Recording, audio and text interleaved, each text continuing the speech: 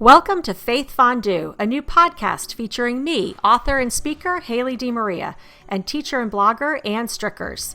Faith Fondue will feature a melting pot of topics, ignited by a flame, our faith, and guided by the Holy Spirit. Each week we will feature a theme, and the theme for this week's episode is Christmas. Ann, Merry Christmas. Merry Christmas, Haley. This is the week of December 27th. Last week we were able to talk about gifts, and this week we'll talk about Christmas. So tell me, Haley, in terms of the flame and what's hot, let's start with Christmas Eve. Maybe walk me through your Christmas tradition or Christmas 2020. What was the same? What was different? What did you notice? So, Anne, that's interesting. In many ways, things looked very much the same. And in many ways, as is typical in 2020, it was very different. So we started off the day planning our meals. I married an Italian, so every holiday or most things focus around what we're going to eat. And it's interesting. Again, most people know I wasn't raised Catholic and certainly wasn't raised in an Italian family. So we always grew up having beef stew for Christmas Eve dinner. And when I met Jamie and started talking about traditions on each side, he said, "You can't have meat on Christmas Eve." As an Italian Catholic, he was appalled that I would have meat on Christmas Eve. That is not part of the Italian tradition. They do the Feast of the Seven Fishes. So we do not have my family's traditional beef stew on Christmas Eve. We have adopted more of the Italian take and the Maryland take, and we planned our dinner of crab cakes and shrimp. And sometimes it's shrimp scampi, sometimes it is shrimp cocktail. But my children will carry with them the tradition of not quite the Feast of the Seven Fishes, but the two seafood dishes. And so that for us is just planning, when are we going to the seafood market, who's making what vegetable are we going to have. And then, our family has always gone to Mass. And, when the kids were younger, we would try to go to an earlier Mass. Now that they're older, we'll go to an older Mass. Of course, we weren't going to Mass this year, actually physically at the church. And in that sense, it really made for a less stressful Christmas Eve. We didn't have to plan our timing to get there, so we didn't have to stand. We didn't have to plan to make sure we could park. We didn't have to make sure we were done eating in time, or that we left in time to come back and get the crab cakes in the oven because they take an hour to cook. And so it was very nice to know we were going to Mass at 9:00 online, and we could just hook it up to a TV so that we could all watch in our family room. And that was the same but very different. So the food was the same. The family was the same, the Mass was the same, but the experience of Mass was very different. Sure. How about you? Yeah, there is that frenetic, what time does Mass start? And then backwards planning, okay, what time do we need to get there? So eliminating that and pulling up in your family room for the same Mass. Haley and I were on the same Zoom Mass on Christmas Eve. Was such a delight, yes, and a great way just to reflect on the Word of God, one of the great gifts of Christmas, and we'll talk a little bit more about those readings later. So this year, Haley, I would add, I made a Christmas cocktail. That's a different one every year, and this year it was Cranberry Margaritas. The idea goes to somebody I played golf with about on the 22nd, so a couple days before Christmas. And I thought, that sounds great. So put a little, happy in the holidays, and we enjoyed just a nice cocktail. But yes, same. We have ravioli on Christmas Eve, and then Christmas, I always make the pie, and we do actually a turkey. But it was good to be together. So that's the food part that I did win at, not that it's about winning or losing or winning or not. But so my husband's family used to always do a big Christmas dinner, and we never did growing up. We always did a big Christmas breakfast.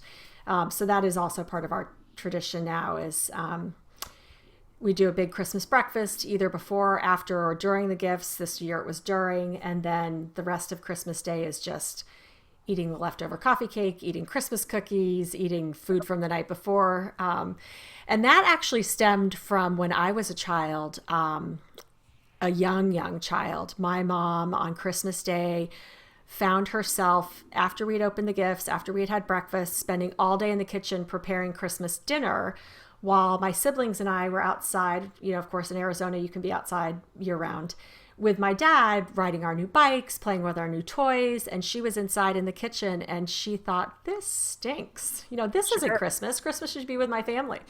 So from that moment on, she never made another Christmas dinner. We just had a big breakfast and, you know, had snacks for the rest of the day, because to her, family, Christmas was about being with her family and enjoying just that family time. And so that part of the tradition we have kept. You know, we stayed in our pajamas like most people did all day, and just enjoyed when the kids were little, playing with our toys. And this year enjoyed, you know, watching football with them and playing games with them. We're a big game family. But, you know, one thing about the Christmas Eve Mass that, again, was different, but in a way, to me, much more meaningful. You know, there are times, and maybe you've felt this way too, where we go to Christmas Eve Mass and it's a little frustrating to show up and feel like you've come, you know, maybe not the other 51 weeks of the year, but you're there, you know, a number of weeks in the year. And all these people show up who maybe haven't been there every other week. And you think, okay, could they pass out like tickets that if you come regularly, you get a seat and then you don't have to come early? So again, that season ticket holders. Yeah, Yes. right. Exactly. You get a pass. But one of the things that was so meaningful about that Mass was, even though it was online, it was people that we know and people that we love, and, you know, Notre Dame friends and swimming friends. And, you know, my coach, Tim Welsh, is on that Mass. And that made that particular Christmas Eve Mass so special for me in a way that never could have happened had we not been online. You know, and that, you know, despite the fact that we couldn't go to church in the building and couldn't receive the Eucharist as it's meant to be received, there was a meaningfulness that couldn't have happened had we not been online. So I loved that part of our Christmas Mass. So, you know, in many ways different, but in many ways the same, and in some ways even more meaningful, which I think has just been our challenge throughout this whole year. Things are different, but boy, if we can find a little bit of a happiness and a meaningfulness from it, that's a win. Yeah. You know, what a gift in that context, you know, something like Zoom is. I mean, I think about people in parts of the world where they don't have access to a priest and who receive communion, honestly, maybe monthly if they're lucky. So here in the United States, and you and I are in, you know, I'm in a very urban area and you're, you know, fairly urban area, Annapolis.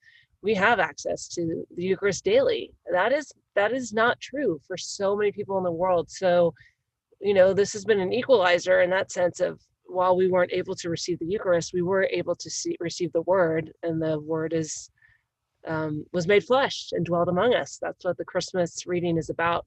So a humble reminder of that, and that we can be connected through something like our computers to pray together and to celebrate the Eucharist, as, you know, Father Tom did in his setting, even though we could take a spiritual communion, even though we couldn't have the physical communion. So it's quite a gift. It was a gift. Well, let's talk about gifts. Well, yeah, you know, we talked about, you know, people who give us their list, and then, you know, the surprises. And I want to know, what do you think is the better gift? The one you ask for and want, or the surprise?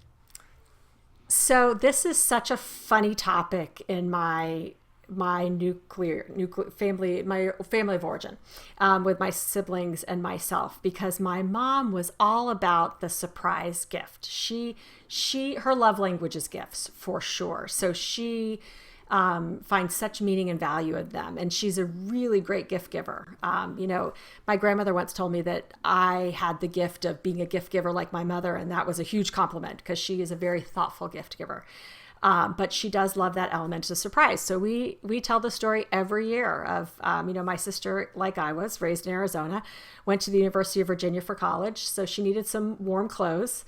And so that first year, my mom left out the J. Crew catalog and told her to circle what she wanted because she needed some warm clothes. So my sister went through and circled what she wanted for Christmas. And then on Christmas morning, none of it was there because my mom didn't want to get her what she knew she was going to get. So that was the big surprise, was that she didn't get what she had circled because my mom wanted her to be surprised when she opened her gifts and not know what it was. So I don't think that's a good surprise. Yeah. I like most people, one year when I was younger, did a little snooping and Sure. found our Christmas gifts in my parents' Uh-huh. closet. Yes. So I knew what I was getting, and that wasn't fun either, even though they No. were things I had asked for. I'm sure every child does that at some point. No. So I'd have to say I like the gifts that surprise me. Yeah. And I think what I really like are the gifts that I wouldn't buy for myself. Yeah. I am a gift giver. I loved to give to gifts. So to receive things, I think we talked about that last week. I have to kind of gear up to show my excitement, but that true surprise gift, when someone has really thought about what would be meaningful to me, is probably the most meaningful one. So I guess I like the surprise. That's a very long-winded answer. How about you? Well, I agree. I don't tell my siblings, my family, I want XYZ. My brother is very proactive about that. So he sent me a text asking me what I wanted. I did not respond to it. And he followed up again with another text. So I responded. I gave a couple of ideas. I'm interested in this book, A Course Called America. A guy a year behind me at Notre Dame wrote this new book. It's about golf across the United States. Great idea in my mind. Or a planner, or Huey Lewis in the News, sports, the LP. Okay, so I love music, and I like the art of the LP, like the cover, right, of certain albums. Yeah. And I want to hang it up. I love that image. Sports came out in 1984. It's a great rock and roll album. And Huey Lewis is a local guy. They're from the Bay Area, San Francisco Bay Area, Marin County. And I mentioned that several times, and he said, okay, do you have the CD? And I said, I already have the CD. Again, I want it for the art to hang it on my wall. So I thought that was pretty clear. It's in writing. It was mentioned maybe 2 or 3 times. Christmas morning, we're opening gifts. Guess what I got from my brother? The The CD. CD. Yes. I couldn't believe it. I didn't even smile, Haley. I just was like, and he's like, yeah, I got the wrong gift. And I was like, yep, I already have this. I didn't even know what to do with it. So we talked about the Lord loving a cheerful giver and that you should be able to receive gifts. But this is like, you set your sister up for failure in every possible way by giving her a gift that she already had that she said she did not want. I don't know how to reconcile this other than to tell the story to our listeners in the hope that maybe one of you can understand how disappointing it is. Just surprise me at some point. Just surprise me. If I mean, I'm already resistant to telling you what I want. So when I tell you and you get the wrong thing, it's like, Double you know, whammy. everybody has siblings. So hopefully we know our siblings are often the people that sometimes frustrate us. But it's kind of funny in a way, I think, at the same time, Well, it is because that part of Christmas never changes. Sure. Yes. The family drama, the funny family gifts. I have an aunt who I love. Everybody loves her. Everybody calls her Crazy Aunt Di. And that's who she is. She's Auntie Mame. She's just, you love her. But she used to send us the wackiest Christmas gifts, and we were always convinced it was like the freebie she got from the department store, or a regift, which is fine. I don't have an issue with that either. Yeah. But every once in a while, I'll send my nephews Christmas gifts, or I'll send my brother or my sister-in-law, and I'll think, oh, are they going to think I'm turning into Crazy Aunt Di? So that every year they're like, oh, what's Aunt Haley sending this year?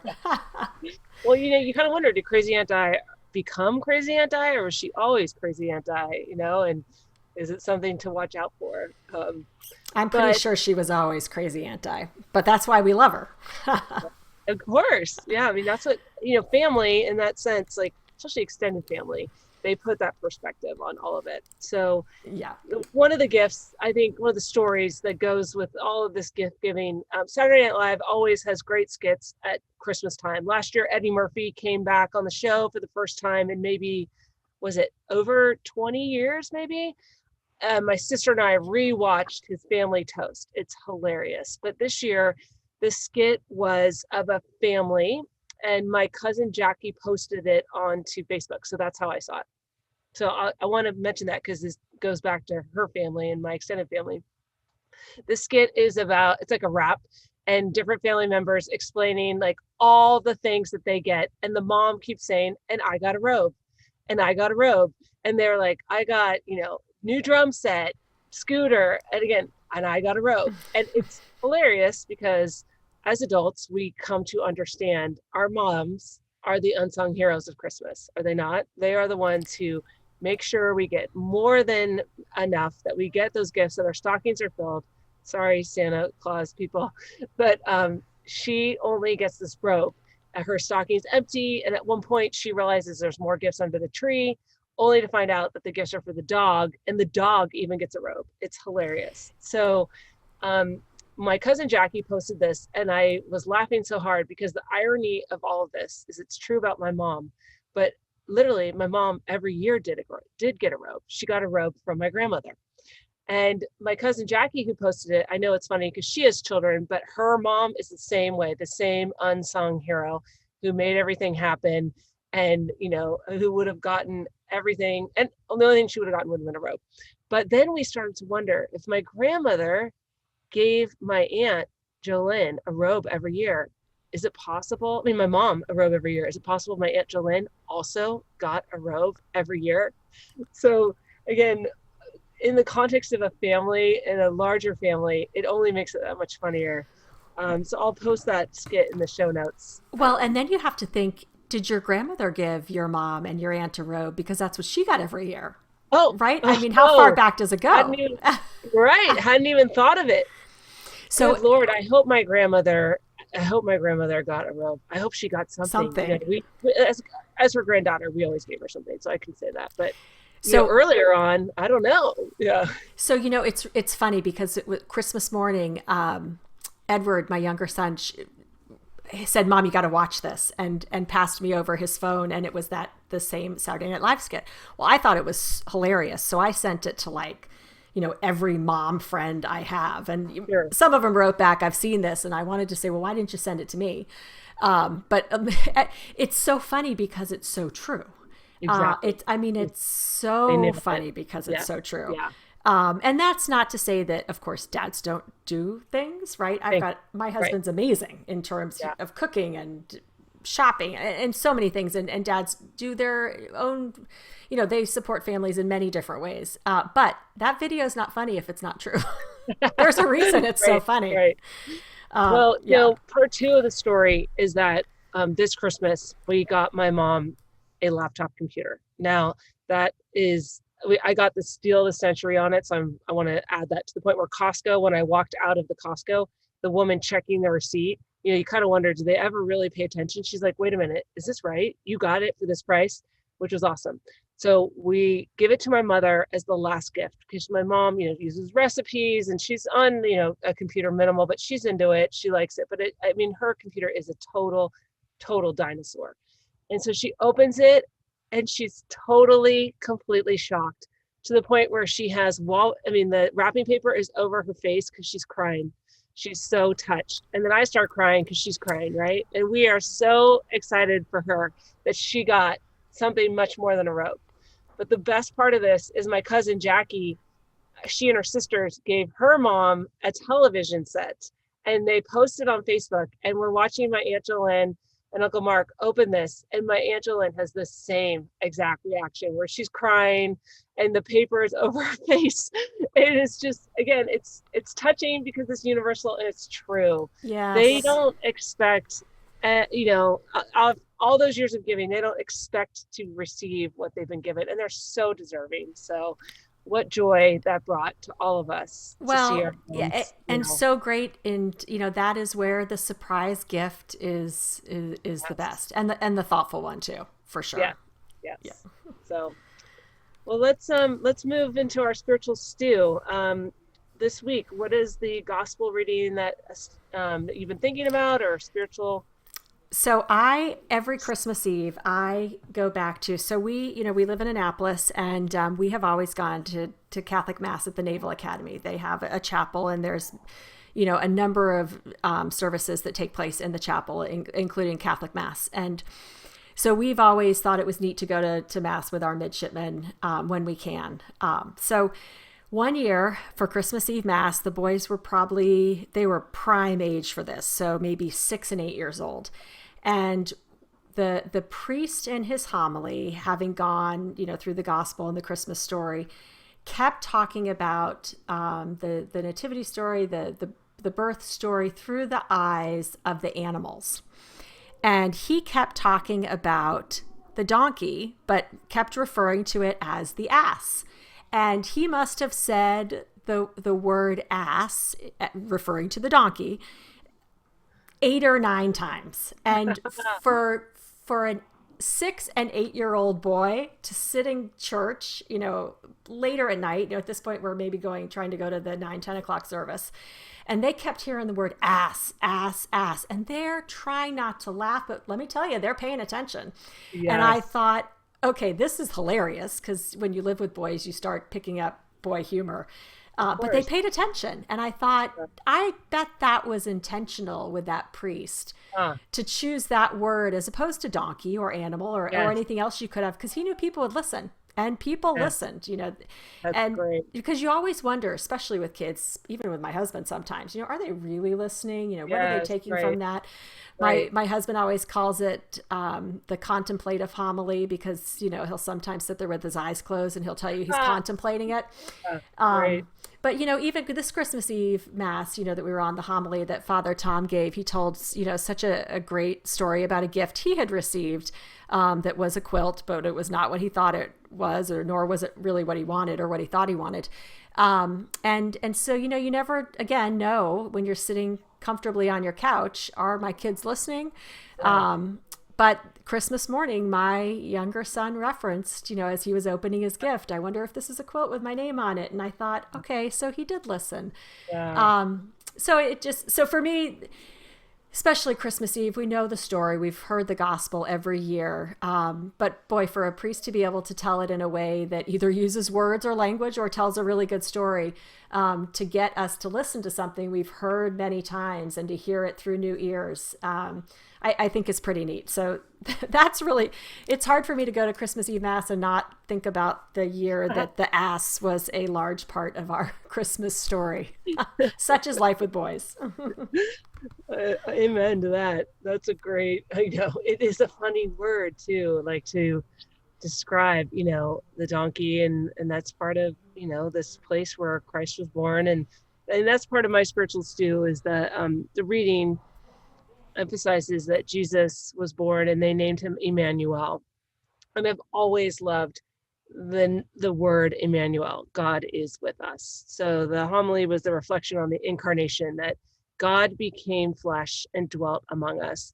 And, just all the difference it made. I mean, we are incarnational beings. We are in the flesh. And that's why, when I think about 2020, nothing beats the in-person experience in that sense of just being with another person. So in brighter days, we will be able to be together, right? And we will be able to touch and hug each other, and just, be in each other's presence. So I love to, contemplate, if you will, Emmanuel, just that simple word, and what that means, and the implications of that God is one of us. Well, and when we can't be with one another, to know that God is always with us is really comforting. And just that sense of peace. It's, it's always, those are words, in a little bit of a different way, but those are really the words that stick with me.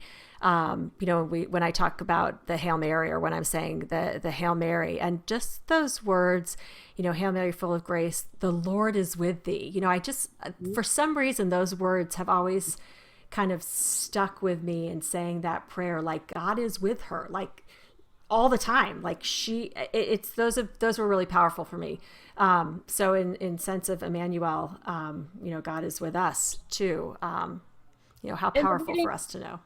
yeah, and the reading does say later in it that, they named him Jesus. And one of the readings is the family tree that Jesus was born into. And so just different ways of relating to the Lord, thinking of God as Emmanuel, and um, that word, and then who Jesus is, and he's part of a family. And today is the feast of the Holy Family. He has a mother and a father, and I think it's a wonderful feast day.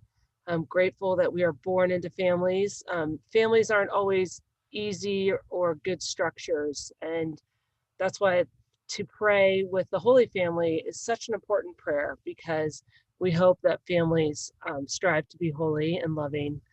And at the center of the campus at St. Francis High School is a statue of the Holy Family. And I don't know if it's because it's a Holy Cross school, but one of the virtues or emphases of Holy Cross is focus on the family. So the family is a value.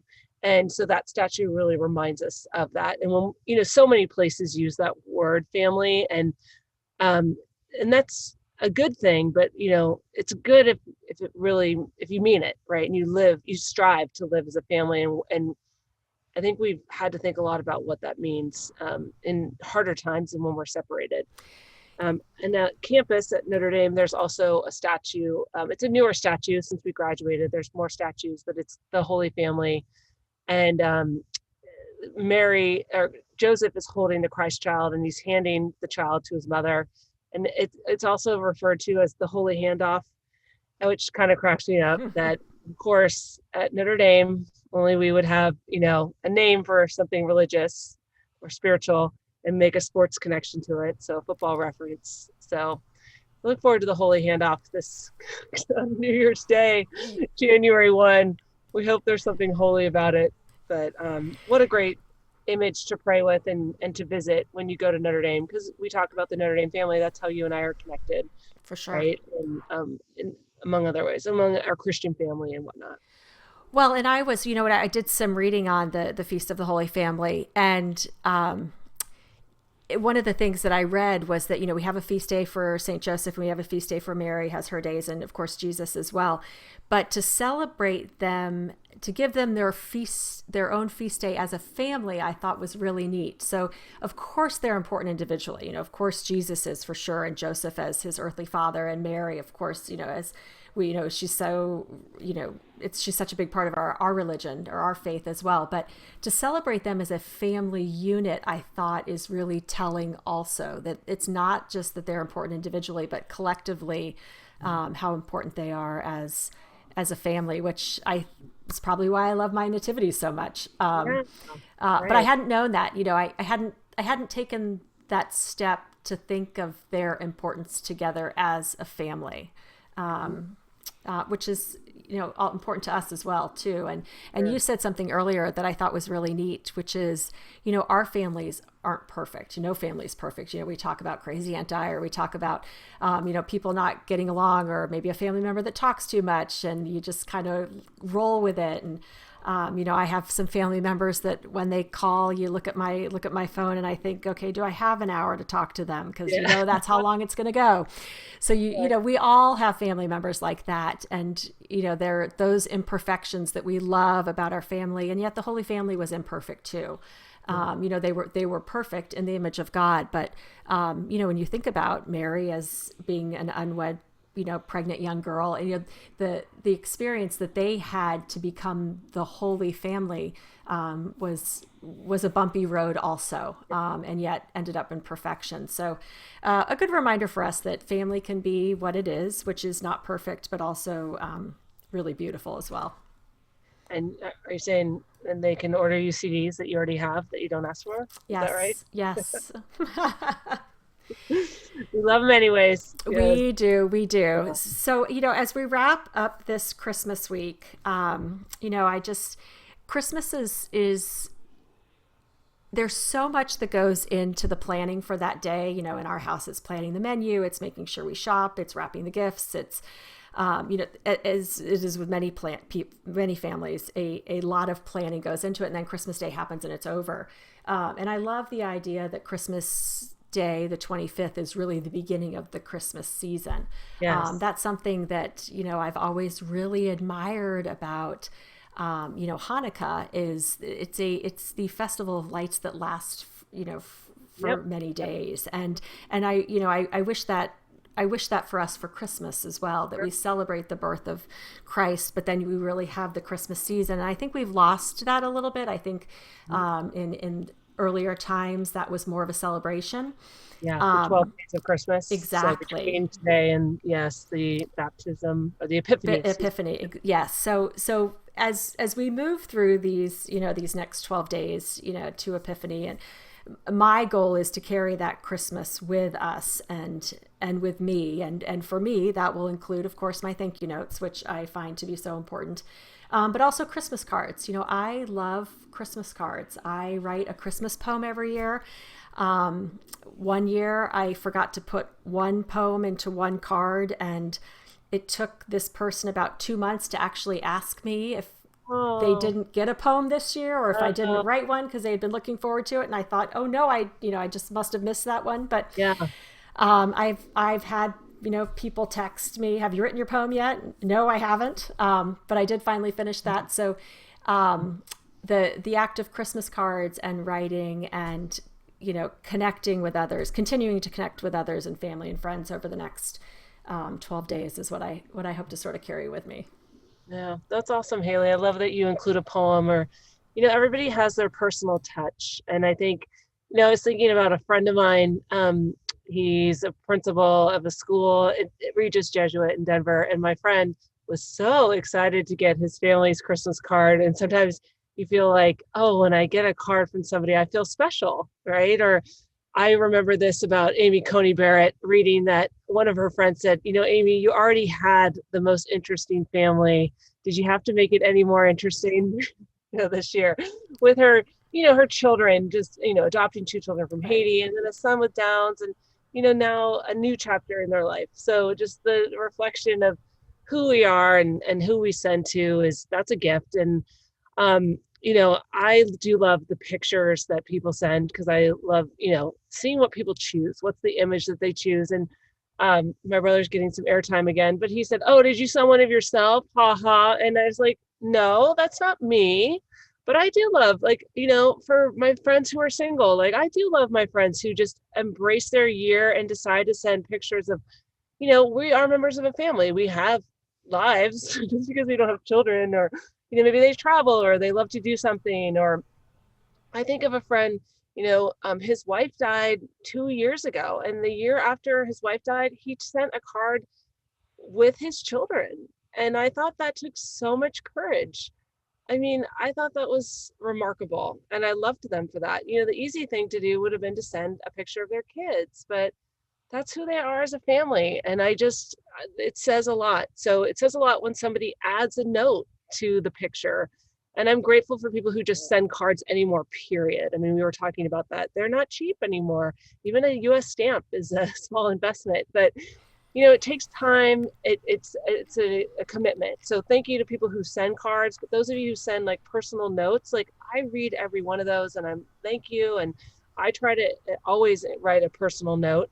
And I wouldn't want someone to send just a regular card and only their name. Like anyone who writes a note, that's just a lovely thing. And um, so it's fun to think of the different ways that people share, I don't know, their family and who they are with us through something like a Christmas card. So I'm grateful for that tradition. Yes, I am too, and I will do my best to get those out in this next week. But I think this year it's okay to be a little delayed because the post office seems to be having a hard time with mail anyway. Yes, I know. It's a busy place. I'm still writing cards for what it's worth. Yes. Yeah, So I think a lot I of us can't blame are. it on the post office. I have to blame, yeah, the writer on that one. But Well, or you're taking the time to be thoughtful and personal. But that there we go. that'll Yes. be our way to carry on Christmas the rest of this week. We wish Christmas blessings to everyone else who are listening. We hope that next weekend we'll have a little bit of sports fun to talk about. Yeah. Yeah, we'll see. We hope so. Resolutions, maybe? Resolutions for Yeah. sure, Yeah. and also as we prepare for Epiphany and a new year, which boy, to wrap up 2020 and get ready for 2020, I think everyone is looking forward to that. So it will we'll count our blessings and look forward as we move to next week's podcast. But until then, Anne, Merry Christmas again. Merry Christmas to our listeners. And we'll be back next week. We will. And that'll be 2021 officially, won't it? That will be 2021. Yeah, So we are okay. signing off on 2020, and we look forward to coming back in the new year. Awesome. Thank you so much.